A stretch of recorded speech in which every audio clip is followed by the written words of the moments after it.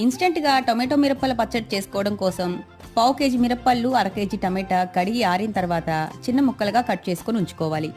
బాండీలో నూనె పోసి ముందుగా మిరప్పళ్ళ ముక్కలు వేసి 5 నిమిషాలు వేపి పక్కన తీసి పెట్టుకోవాలి.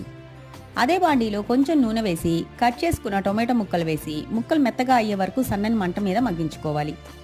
50 గ్రాముల చింతపండు మగ్గిన టొమాటోల్లో వేసి ఒక్కసారి కలిపి స్టవ్ ఆఫ్ చేసుకోవాలి. బాండీలో 1 స్పూను ఆవాలు, అర స్పూన్ మెంతులు వేసి డ్రై రోస్ట్ చేసి మెత్తగా మిక్సీ పట్టుకోవాలి. మిక్సీ జార్లో తడి లేకుండా చూసుకొని ముందుగా మగ్గించుకున్న మిరపళ్ళు, ఉప్పు వేసి ఒక్కసారి మిక్సీ పట్టి తర్వాత మగ్గించుకున్న టమాటో, చింతపండు వేసి మెత్తగా మిక్సీ పట్టుకోవాలి.